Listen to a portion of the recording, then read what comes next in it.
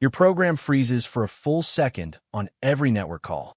Your loop processes URLs one at a time, painfully slow. Every blocking call wastes time just sitting and waiting. I am Mahas. Today, in episode 25, Async Python, you will learn how to run thousands of operations concurrently without threads. We will cover async def and await, how coroutines actually work, asyncio.run and the event loop, asyncio.gather for running tasks concurrently, asyncio.create_task for scheduling background work, async context managers using $enter and $exit, and real production patterns, timeouts, semaphores, and async iteration. By the end, you will have a full concurrent API fetcher with a semaphore rate limit. Let's go. A coroutine is a function defined with async def. Calling it does not run the code. It creates a coroutine object. Let's understand what happens under the hood. Look at the code. On the left, we define a regular function fetch_data. Calling fetch_data executes immediately and returns a value. On the right, we define the same function with async def.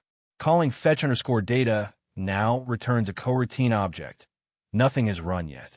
To actually run it, you need await, but await only works inside another async function.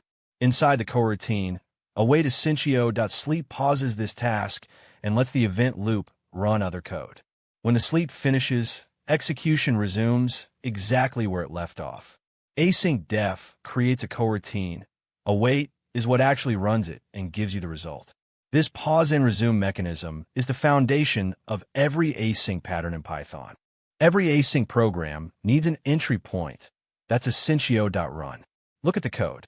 We define an async function called main. Inside main, we print hello, then await asyncio.sleep of 1 second. This is non-blocking. The event loop is free during this wait. Then we print world. At the bottom, asyncio.run open paren, main close paren is the entry point.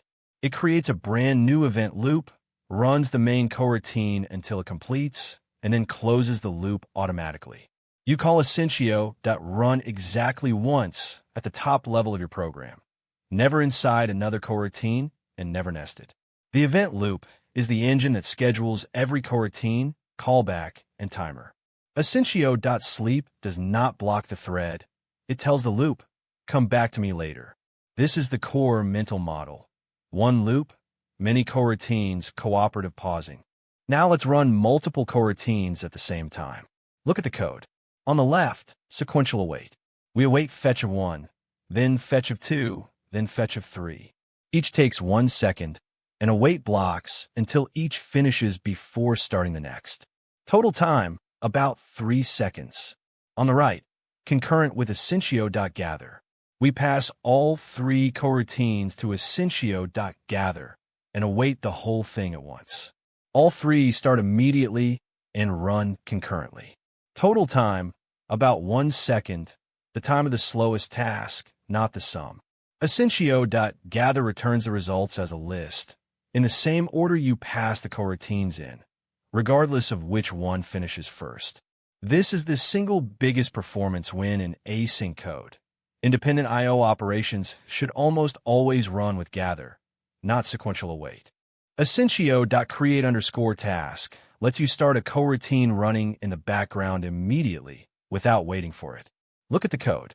We define a worker function that sleeps for a delay then prints done.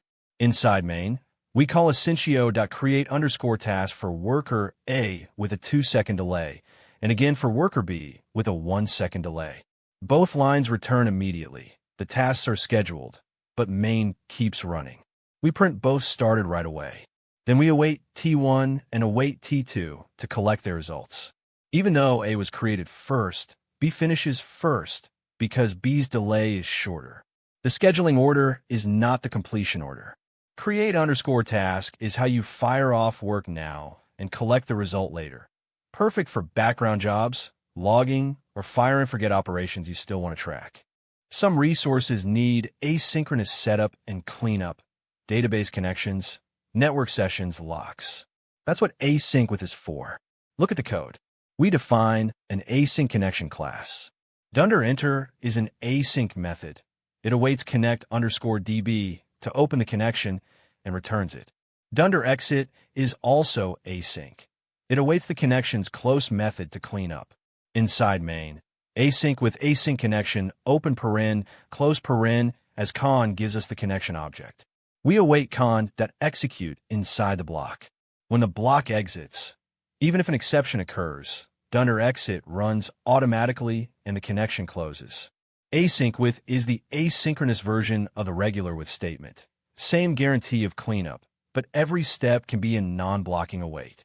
You'll see this pattern in database drivers, HTTP client sessions, and distributed locks. Let's look at 3 production-ready async patterns. First, timeouts with asyncio.wait_4.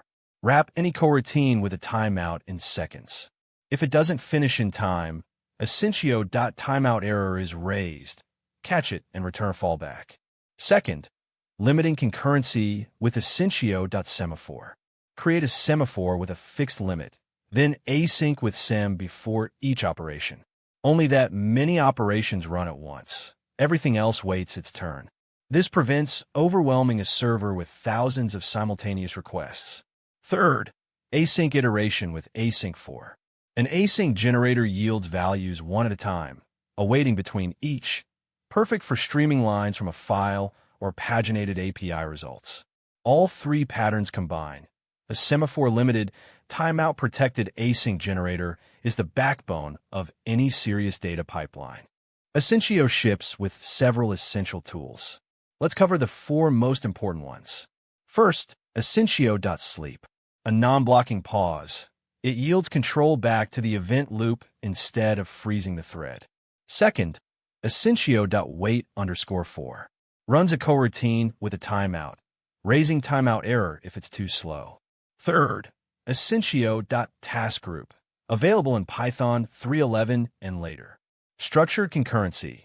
Create tasks inside the group, and if any task raises, all other tasks are automatically canceled.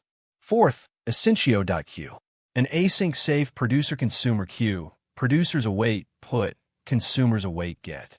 These 4 tools handle pausing, timeouts, structured concurrency, and inter-task communication. Use them before reaching for threads or third-party async libraries. Our mini project, a concurrent API fetcher with a semaphore rate limit. This is the pattern used in every production data pipeline. Look at the code. We define an async fetch function that takes a session, a URL, and a semaphore. Async with sem limits how many requests run at once. Inside, async with session.get awaits the response and returns the JSON. Fetch_all creates a semaphore with a given limit, opens one AIP client session, builds a list of fetch coroutines, 1 per URL, and awaits asyncio.gather on all of them at once. We call asyncio.run with limit equals 10, meaning up to 10 requests run concurrently. The rest queue automatically. This single pattern can fetch thousands of URLs, respect a server's rate limits, and finish in a fraction of the time sequential code would take.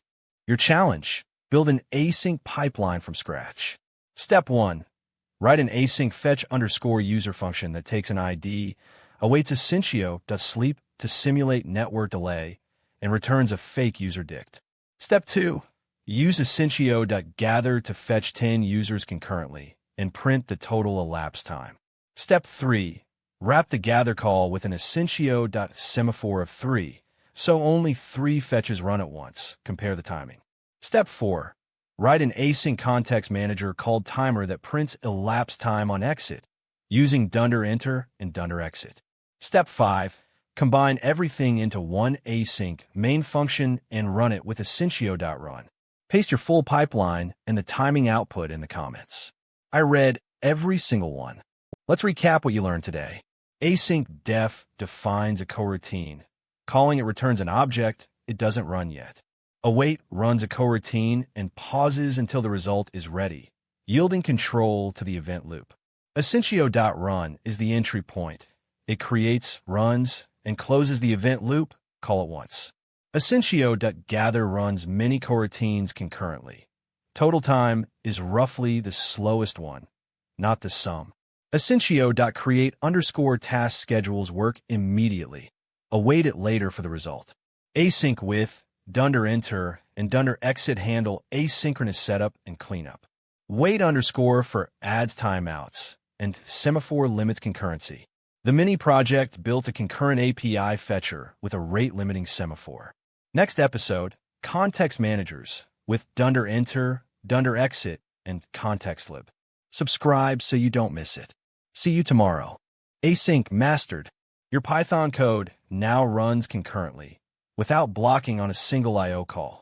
Subscribe for the next episode. Drop your async pipeline in the comments. I am Mahaz. See you in episode 26.